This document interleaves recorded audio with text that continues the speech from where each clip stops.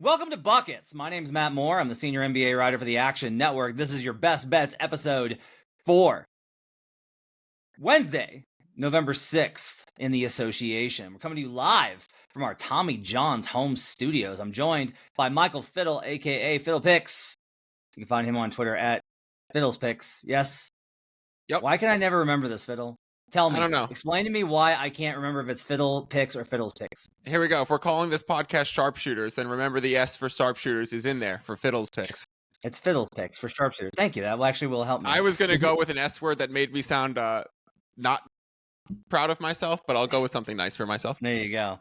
This is Sharpshooters. We got Michael Fiddles Picks, alongside the analytics capper Albert Wynn from the Tommy John's away studio somewhere in America. You can catch him on Twitter and in the Action Network app at Analytics Capper. You can catch this show at youtube.com/the Action Network. Go hit the subscribe button. Tell us in the comments what your favorite bet is for Wednesday night. I will read those comments on the Thursday episode. I want to hear those. So give me your best bet for Wednesday in the comments over at youtube.com/the Action Network. We will do best bets. We'll give you the breakdown, the cap, the whole shebang here today. But we will start with a little conversation about a man named Joel Embiid, who very understandably had a disagreement with I will say, I just want to real quickly, the media drives me a little nuts, right? Because you shouldn't be the media, because if you're in the NBA and you say the media, you could be referring to me, or you could be referring to Kendrick Perkins. And Kendrick Perkins makes a lot more money than I do to do a very different job. And if you say the media, then you're referring to both of us. So my point here is that Marcus Hayes, everyone's like, well, he pushed a reporter. It's like, okay, Marcus Hayes is a columnist for the Philadelphia Inquirer. That's very different from a reporter. Now, a lot of columnists used to be reporters and then moved into being a columnist. But Marcus Hayes' function at that game was not to be a reporter, it was to be a columnist. And so his offending column, which was very offensive, that got him in such hot water with Embiid, was not a piece of journalism, right? It's an opinion piece, and that's fine. I write those all the time, not those, because that's not okay. But anyway, so Embiid pushes the reporter, and then I thought this was going to be double-digit games. I was convinced this was going to be double-digit games. I was like, you can't push somebody in the locker room, a non-teammate in the locker room when there's other people present, because you're risking someone getting hurt and the team being liable for that from a legal perspective. That was my concern, is if a brouhaha breaks out, there's other reporters in there that have nothing to do with it that could get hurt alongside staff and whoever else. But instead, the NBA on Tuesday announced that Embiid will serve a 3-game suspension. And miraculously, Fiddle, Joel Embiid's healthy enough to play. It's crazy. He was out and continuously out, and there was rumors he might come back at some point that ramped up after this incident, and now he's healthy enough to serve the suspension. It's a miracle, Michael. Yeah, I saw that news come through, and then I looked at the total for this game and saw the total rose 3 points, which is just a classic. If Embiid's going to miss, he's great on offense. He scores a point a minute, but the pace is going to increase a lot with him off the court. So I was kind of unsure how this was priced into the game, maybe a little bit in that sense, but it's just kind of a disaster start for the Philadelphia 76ers. I'm going to pull up their futures odds, because it was 16-1 at the best point in the offseason right before they acquired Paul George. And it's let's see how bad it's gotten in this early start, how much the market's overreacting, because I do foresee them to still be a good playoff team. And once the pieces all come together, they're going to get rolling. So from a betting perspective, it's just is this actually the time to buy low on them? I don't think you can. I want to get Albert's thoughts first, and then I'll weigh in on the future stuff while Fiddle looks that up. Albert, what do you think about the Sixers and the 3-game suspension for Joel Embiid? When it comes to Joel Embiid, I think we all knew he wasn't going to play the majority of the games anyways, whether that's injury, load management, shoving a media member or a columnist. There's just so many different variables.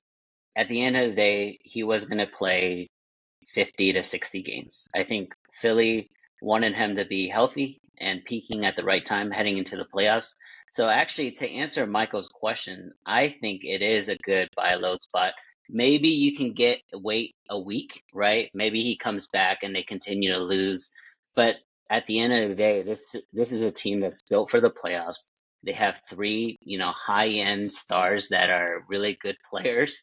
And if they're healthy and they're clicking, which if you fast forward 4 or 5 months from now, they might be clicking offensively, this is a great value spot to buy low on Philly. I still like their chances, not only because of their team, right? But also because it's really right now just Boston in the East. Maybe Cleveland, right? Cleveland. A lot of people are starting to believe in Cleveland, but there's New York struggling. There's Milwaukee struggling. Orlando with Paolo is injured. So I mean, I think it's a great spot for Philly. I actually like them against the Clippers, by the way. So Fiddle and I looked this up at the same time, and right now you can get the Philadelphia 76ers to win the NBA title at what, Fiddle? 20-1, which is 20-1. eye-opening for me right now. Wow, that's so something 20-1. I will say I've got the log up that goes back to September 29th. On September 29th, the Sixers were the best price was plus 1,000 at FanDuel. Wow. So you're double the price right now for the Philadelphia 76ers. But Fiddle, here's my thing. There's objectively value. I'm not disputing that, but there's value if. How do you possibly quantify the injury side of this? Because Embiid can come back, and then they'll get better, and then you'll have a great CLV ticket, and then he could get banged up, or Tyrese Maxey could get hurt, or Paul George could get hurt, or all three of them, or two of the three, and then the price goes back down again after January, and you might have another buy point on this. Do you want to have multiple buy positions on the Sixers? Because I definitely would not. I would rather I'd rather just wait till April, see where they're at. And if it's hey, the Sixers are the 4 seed, they're healthy, Embiid has been playing every other night for them, in terms of every other game for them, and he only played in 45, 50 games. He looks great. Paul George has had a moderate thing, but they managed to win enough games to get a top 5 seed in the Eastern Conference. The path is very good for them. Cleveland's got the 1 seed, let's say. That, I'm willing to wait and take the cost on the CLV ticket for that information rather than buy it at 20-1 6 months out. Yeah, I think that's the perfectly said, perfect way to put it, Matt, is you're trading information for value here. And in the futures market, you talk about multiple buy points. I hate hedging, and I hate saying, oh, let me get this ticket now. If only I'm going to work off of it later. If I'm going to work off of it later and end up taking an 8% cut when it's all said and done, then I don't want to tie up that money even this long out. So if you are the differential, and how do you determine if you think this is valuable to your portfolio, is if judge how you feel about what Albert said about the rest of the East. If you really think it's Celtics and Cavaliers, and you're the Knicks have not looked great, the Pacers have not looked great, the Orlando Magic have not looked great, and some of these other teams, the Milwaukee Bucks, have looked even worse than the 76ers, even with the injuries. So if you start to put all of those teams in a bucket and be yeah, I'm kind of fading those teams getting back to their success point, you could see the path for the 76ers working back to where they're a top tier contender in the East way easier simply by getting healthy. So it's really how you feel about the rest of the East, how many futures tickets you already have. I really don't like loading up on multiple futures tickets in the same conference where only one of them can win. So it's how is the rest of your portfolio look? How do you feel about the other teams in the mix? And how do you feel personally about the 76ers in the sense of I will not want to hedge this later? Yeah, I just don't know. It's look, if Embiid was a dynamite playoff performer and the Sixers team had made multiple deep runs to the conference finals, they've won series. I don't want to act like they're ones and dones. They're two and dones, and that's different. And they've been really competitive. They had a lead on Boston 2 years ago, right? They had a big lead on Boston. It looked like they were going to win that series. But given that they haven't actually gotten there, so they don't have that ingrained know how to do it, and they haven't been able to stay healthy, I just can't get to a place where I think that they're a buy. I think they are absolutely a wait and see. All right. Let's do some best bets. We're going to get into our best bets here. We'll go around the table, we'll do them, and then we'll break them down, starting with a very special Tommy John's pick I've got for you. But let's start with this. Albert Wynn, what's your best bet for the Wednesday slate in the association? You guys know I like really gross plays. It's a gross play Wednesday night. I'm going to go with the Charlotte Hornets -2 against Detroit Pistons. Okay. All right. -2 now. The Hornets are versus my Detroit Pistons. Michael Fiddle, what's your best bet for Wednesday? I'm going to take the Lakers and Grizzlies under 228.5. Now, I'd shop around and see if you could find a better price, but that's a number that I really like. Okay. I have Toronto plus 10.5, which we'll come back to on our parlay. But right now, I told you earlier about how great Tommy John's is, about our Tommy John's home studios. It's the most comfortable gear you will ever wear. You will put this on and you will just be like, I want to wear this all the time. I'm serious. Like, you will not want to take this stuff off. And that absolutely sounds like something that I'm reading from an ad copy, and I'm telling you it's not. That's how nice this stuff is. It genuinely makes me produce ad copy because they're so good. It really is that comfortable. I've talked about the camel pants, make me feel like Bubba Ray Dudley. I've talked about the t-shirts, the white t-shirt, which is like the best white t-shirt I've ever owned. I don't want to, sometimes I won't wear it because I want to wear it when I'm feeling really good and I can slip into it, or when I'm feeling really terrible, it'll make me feel better. The underwear, the boxer briefs, amazing. Best combination of all things that go into a boxer brief.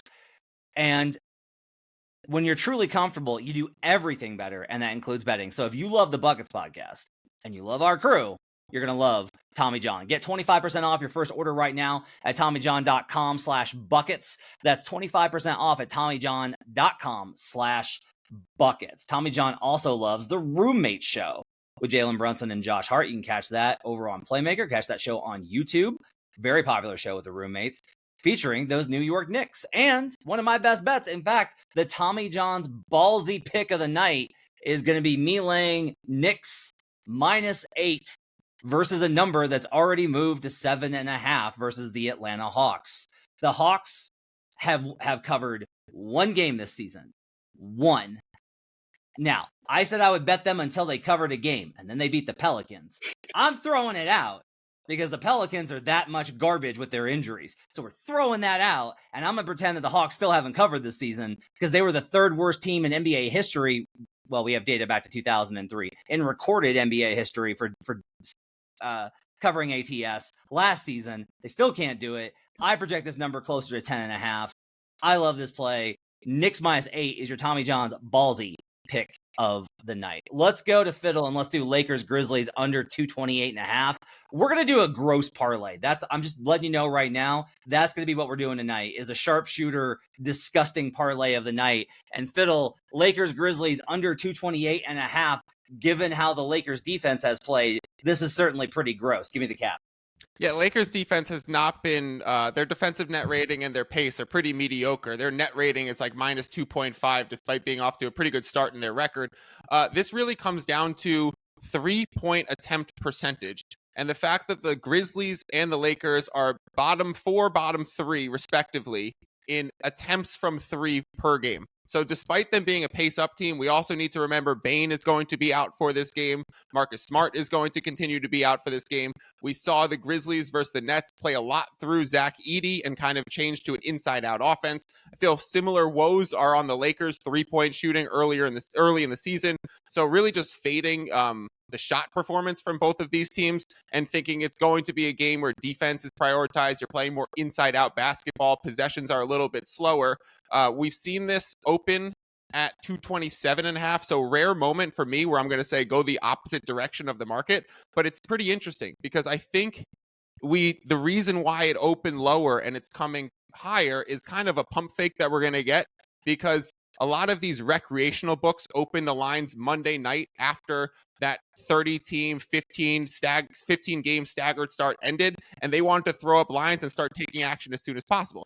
Some of the sharper books are going to wait until about 24 hours before tip, come online the next day. They're not like rushing to throw up prices. And so we saw some over movement happen before sharp books started to come online, and now we're seeing it start to go the other way. So I actually think you're getting a little bit of an inflated number because of when books were priced and because of the NBA schedule of the last few days.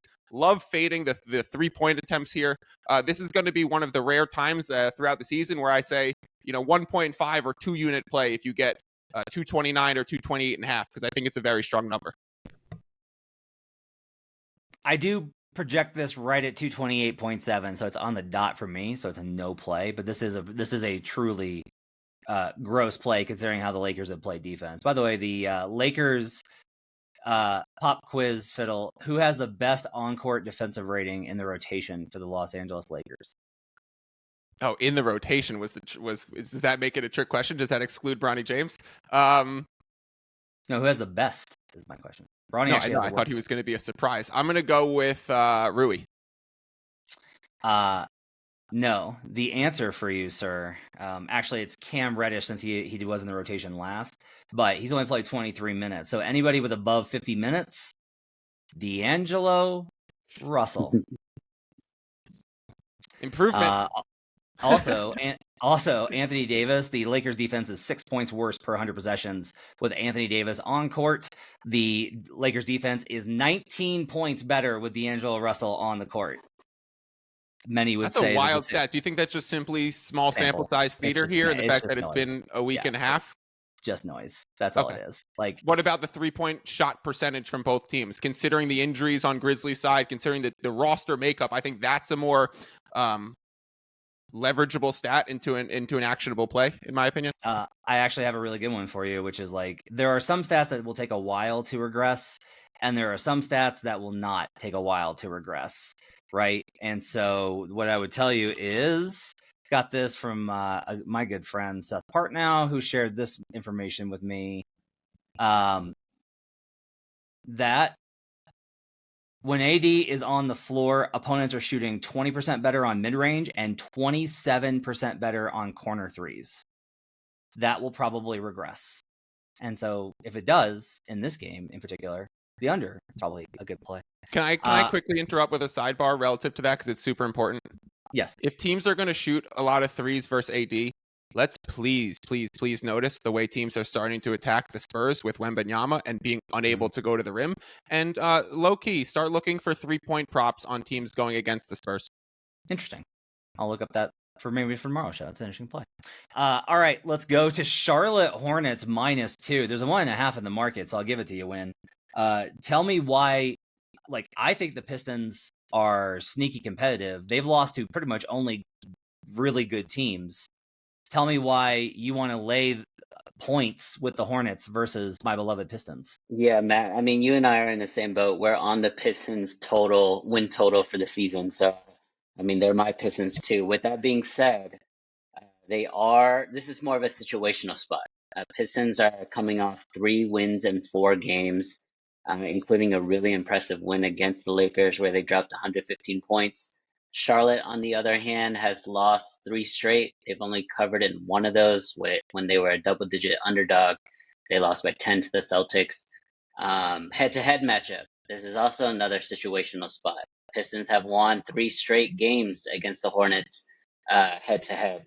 With all that being said, they're going back to Charlotte, and the Hornets are favored. These are kind of the weird spots that books have throughout the season. There's really no rest advantage, right? Everybody had Tuesday off. They all played Monday. So this is more of a line read as well as a situational spot. The one advantage is Detroit has to be on the road. So they do have to travel to Charlotte. There's not much in terms of, extracurricular activities that they might be getting into. So to me, it's not really a big advantage or disadvantage. There's no rest. There's the pace we know is going to be high. There's been a lot of threes with the Charlotte Hornets. We know that. And LaMelo Ball is playing really well so far offensively. I just think from a line read, I take it every time. Usually on a bad team, I like to do just the first half. This case is a little different because the Pistons in their last 38 games have only won the first half in 8 of those. It's the worst mark by far in the NBA. They're 8-30 first half money line. So I'm going to lay off because it feels a little fishy to me. I like the Hornets for the full game. I've got on this season numbers, I do make this -3.2 for Hornets. For full season power rating, this is based off of last year's, basically my priors. If we're still building off of priors with some small weighted adjustments, I make this Pistons -2. And so that's enough for me to be like, yeah, I don't want to mess with this. I do like the over in this game. The number is 221. I've been getting burned on Charlotte overs this whole season because they're 2-5 with one of the worst defenses in the NBA, despite the average total only being 226.9. I just feel like that's going to regress. If we look at some of these results, like they scored 14.5 fewer than expected versus the Wolves. Wolves, great defense for sure, but like if these games are laughers, which they are, these should lean a little bit more towards a little bit looser play style. And I have this one projected well over. Pistons offense isn't good, but the Hornets defense is bad, so that boosts up. And then the Pistons defense is good, but not awesome. So I think that Charlotte's probably going to be able to score here too. I like the over quite a bit here. I don't mind the play on Charlotte -1.5. We will throw that in the sharpshooter disgusting parlay of the night, along with I am going to take for my best bet outside of the Tommy John's big ballsy bet of the night. I'm taking the Raptors +10.5 versus the Sacramento Kings. So Kings first game off of an East Coast road trip. The data on that's really mixed. Like that's one where like everybody really likes that spot, but when you actually look at it, it's like like the data is not really great or not. I do, however, project this only at on this season numbers -8. Like I just think it's too many points here. Kings are good, right? I want Kings when they're dogs. Like I love them versus Miami. I had them on money line. That was a great spot for the Kings. I don't want Kings laying double digits, even at home to light the beam. Raptors coming off of the game versus the Nuggets. It was close again. They're still competitive. I don't think they'll be competitive forever, but they do have guys that can play. Quickly's out. Scotty Barnes is still out, but like Jakob Poeltl will still probably have success versus Sabonis. And they will still have guys that are able to generate. RJ Barrett is turning into a pretty good scorer. Grady Dick is able to put up threes. I just think this is too many points. So do either of you want to disagree with me on Raptors +10.5? Do we have a strong objection to that? Yeah, I wouldn't say I disagree, Matt, but full transparency, I do lean the Kings in the first half. I think they're going to come out at home with a lot of energy. Toronto, it's hard to back them right now because they are 7-1 against the spread, the best mark in the NBA. So there's going to be some adjustments, some quote unquote regression there. But I hope both of us hit, right? I hope Kings hit first half and then Toronto gets it in the second half. Albert took the words out of my mouth. I was going to say it's hard to say that you would fade the Raptors. They're 7-1 ATS. It's the best in the league so far. So who am I to say the trend stops now? I'm not really a trends better to say that's a reason to go back the Raptors, but it's certainly a reason for me to avoid betting into the Kings. Their Raptors are another team, super well coached and shooting a ton of threes. Hang on, sir. Okay, so you're not a trend better, and I understand that. I'm not talking like there's a bunch of really complicated trends. I was actually on the Killer Sports Discord like talking about this earlier today about how you cost yourself, like you get larger sample with some of these really broad things, but you miss some of the details that make it like, okay, you got a large sample here that leans this way, but the logic gets really wonky versus a very tight logic and a smaller sample. But my question for you is like, all right, you're a market reader. Okay. We got the Hawks, who are I think 1-6 ATS, and the Raptors, do we say 7-0? Is that right? 7-1 now. 7-1. Isn't that simply an indication? That's not a trend, Fiddle. That's simply an indication that the market's behind on those teams, right? Yeah, from a closing line value perspective, sure. There's people trying to back the Hawks and they're taking steam. Those are both teams that I've super stayed away from at the beginning of the year. Luckily, I know preseason I was definitely in on the Hawks, but there's been a correction with all the injuries that they've sustained earlier in the year. And I know that I say I'm not a trends better and I'm a market reader, but there's not that. There's overlap for sure in that department, because the one thing that I've noticed this season and in the last year of starting to do this more professionally and full time and going from high level amateur to like, yeah, I'm going to try maximizing my bankroll at every moment of the day. You talk to some other people in the community and they will just bet into, and they're market moving people. They will just blindly say, oh, today's the first game of the WNBA playoffs. I'm taking every under. And I'll be texting them back like, you're not even a WNBA person. They're situationally just playing into all of those spots because of the history of the trend. And yet it creates a whole wave of market moves. And I'm looking at it going, wow, I'm seeing the board move. I know whose action this is. I don't always agree with it because I feel like I'm too nuanced in understanding the game and some of these factors. But to say I'm not a trends better doesn't mean I don't back certain trends in following market angles that other people are betting into. I want to look at something up real quick. While we got just 1 second here.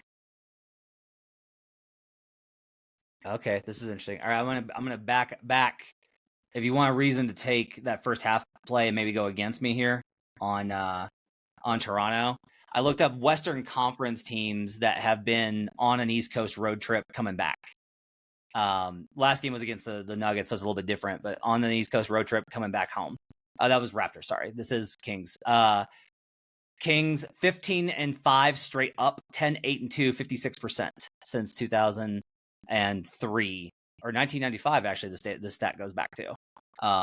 So this is kind of evidence. I've wondered about this, and we'll maybe talk about this next time about teams that are on a road trip and then when they come home. I've noticed that a lot of these trends are very different for Eastern Conference versus Western Conference. So that to me is like a little bit interesting in terms of how it goes. But nonetheless, I'll take the Raptors here plus 10.5. So our parlay on tonight that we're going to do, the disgusting, just really gross sharpshooters trend of the night here.